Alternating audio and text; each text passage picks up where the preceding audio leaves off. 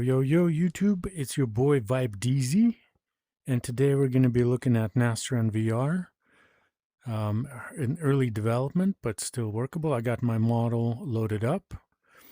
Here are the elements that it recognizes: quads, tries, shears, bars, rods, beams. I got the model scaling set up, and so now we're ready to enter. All right, so here we are, and let's take a look here. Wow, it's so good. So you can see here I'm just navigating with my controllers, and I can go forward and aft, and I'm going in the direction that I'm pointing here. You can see here, that's the forward control. There's also side strafe control, a straight locked up and down, and also just a regular turn. The turn is about the z-axis, the z aircraft axis. There's also modifiers, boosters, so you can go faster or slower. It's a multiplier, and that goes for all of the actions. And also there's a fine precision control. Let's say you're here, and this is the speed for the precision movement. All right, that's the basics of navigation. The other features we have here is we can create a larger node size so that it's visible. So really small size, regular, and large. We also have opacity options. So this is fully opaque. So you can see you can't peek through it. Then there is I think 50% opacity or even less, and 80. So a couple of opacity options and a couple of node sizes for you. Now, another cool feature right now that's already implemented is, let's say we're out here, and I want to see what is this frame station here. I want to know what this frame station is. So if you turn over your right hand, kind of like a watch, you have this node menu here. And if you hover over a node, it will tell you exactly its coordinates. So I'm at station 900, and there's a node ID. So if you've numbered your nodes well, you can see this is going to be, I know this is stringer 11, stringer 12, stringer 13, and so on. And this kind of disappears if you're not, it should disappear if you're not hovering. Oh, I'll fix that.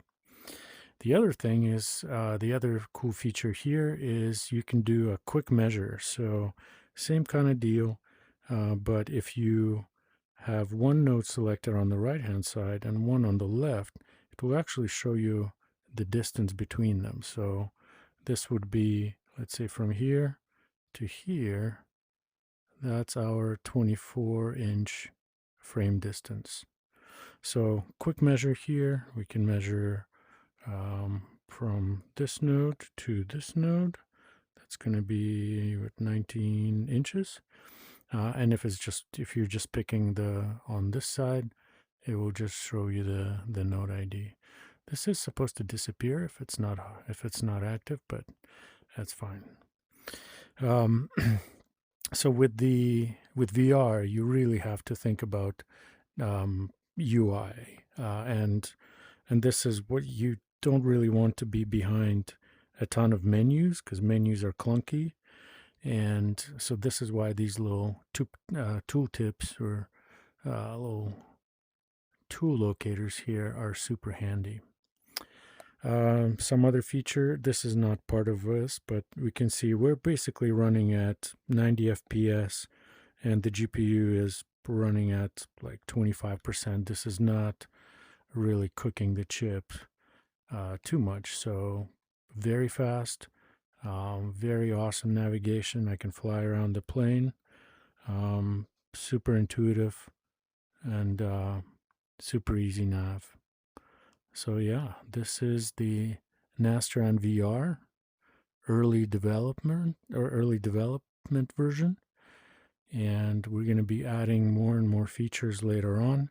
One of them, you can already see, this node lights up, so in the future I'll be able to drag it and reposition it. I'll be able to nudge it or pull it and readjust it a little bit so that when you are somewhere, for example, here, I'm just going to use my fine precision.